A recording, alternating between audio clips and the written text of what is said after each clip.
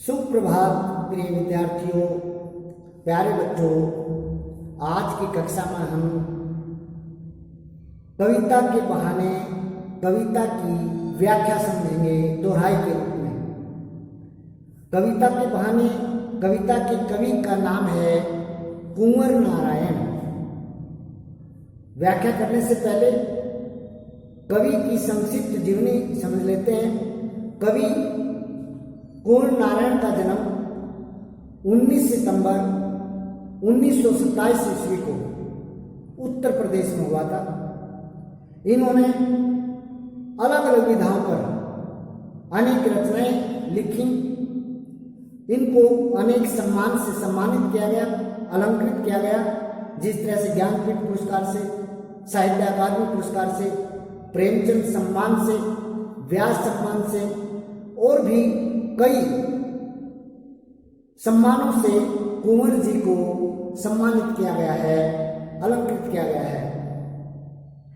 ये था संक्षिप्त परिचय कुंवर नारायण जी का। अब हम इनके द्वारा रचित कविता के बहाने कविता की व्याख्या समझेंगे। आप सबने ध्यान से समझना है। कविता के बहाने कविता का नाम है। कविता एक उड़ान है चिड़िया के बहाने। कविता की उड़ान भला चिड़िया क्या जाने, बाहर भीतर इस घर उस घर। कविता के पंख लगा उड़ने के माने, चिड़िया क्या जाने। यहाँ पर कवि कुंवर नारायण जी ने कविता को एक यात्रा बताया है कि कविता एक यात्रा है जो कि चिड़िया फूल से लेकर के बच्चे तक की यात्रा है।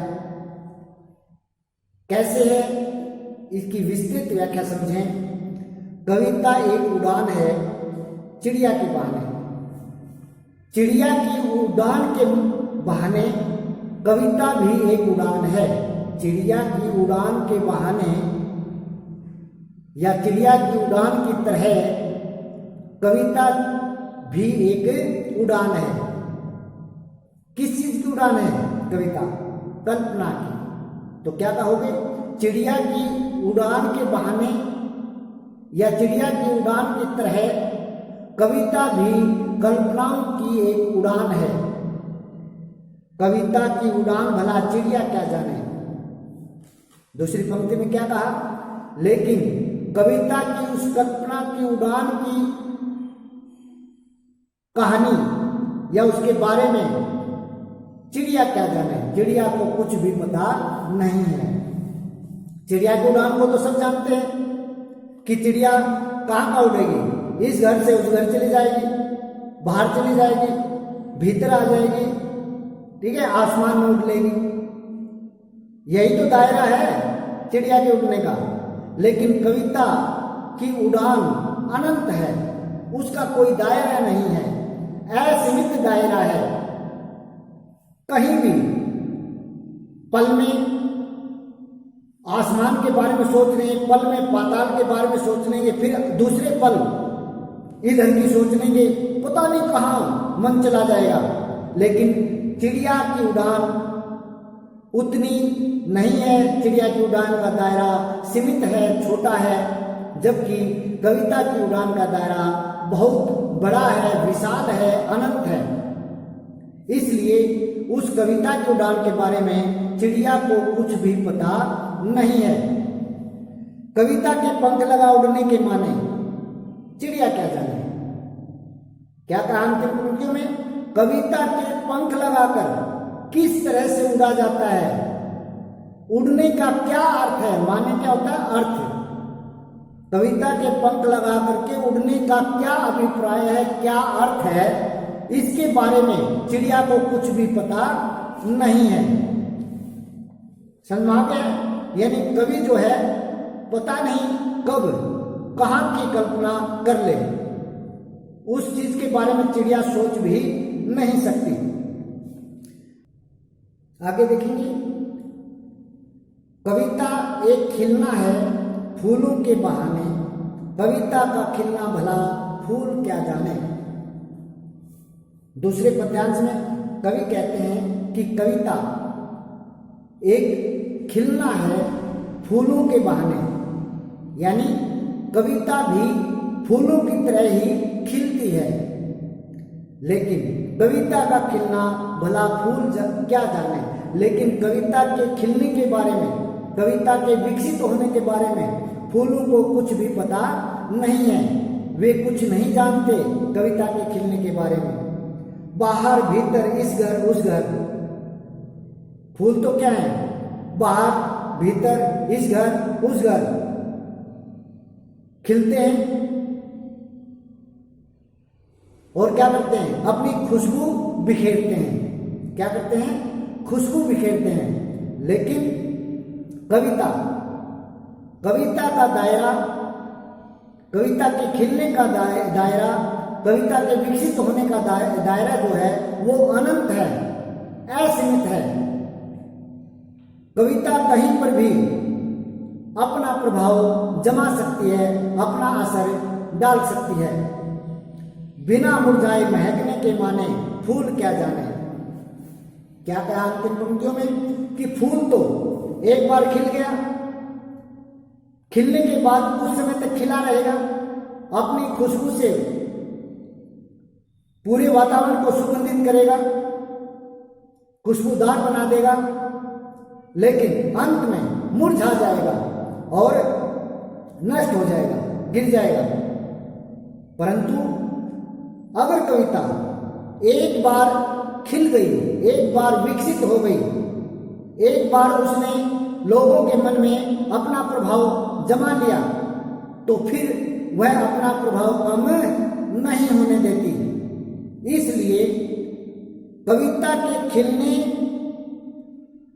के बारे में फूल को कुछ भी मालूम नहीं है। आगे देखेंगे तीसरा पद्यांश। कविता एक खेल है, बच्चों के बहाने, बाहर भीतर यह घर वह घर, सब घर एक कर देने के माने बच्चा ही जाने।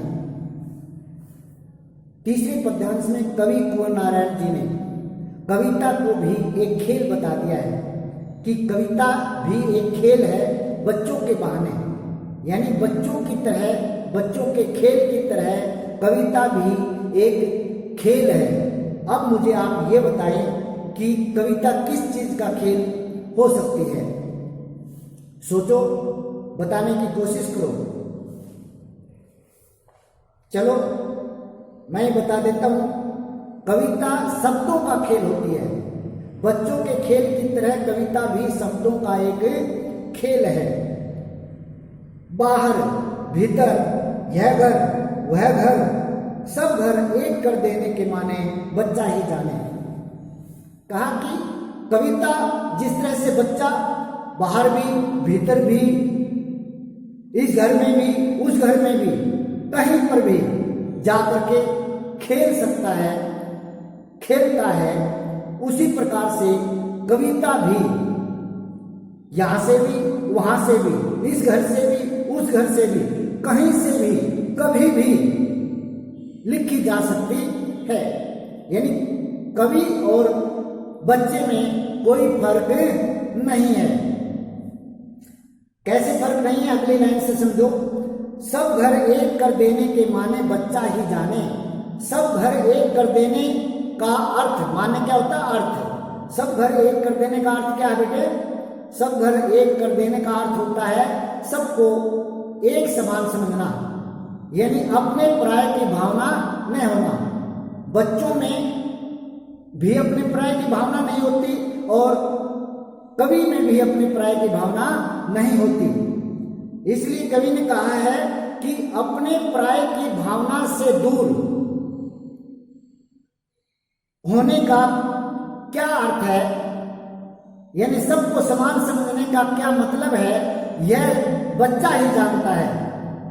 जिस प्रकार से बच्चे में अपने पराये की भावना नहीं होती, उसी प्रकार से कवि में भी अपने पराये की भावना नहीं होती। वह भी अपने पराये की भावना से ऊपर उठकर कविता की रचना करता है। उसके लिए न कोई गरीब है, न अमीर है, न सुखी है, न दुखी है, न अपना है, न पराया है।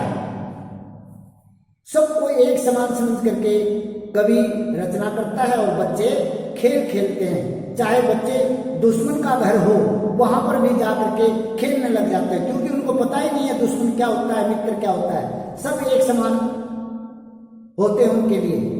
और ऐसे ही हर प्रकार का समुदाय कवि के लिए एक समान होता है। वह किसी की भी बात को अपनी कविता में स्थान दे देता है। तो ये थी कविता। कविता के बहाने उम्मीद करता हूं आपको अच्छे से समझ में आ गई होगी। हर कविता को जो भी व्याख्या समझाई जाती है उसको आपने बहुत ही अच्छे ढंग से एक एक शब्द के अर्थ को जानते हुए समझना है, याद करना है, क्योंकि एग्जाम में कहीं से भी कोई भी प्रश्न पूछा जा सकता है। धन्यवाद।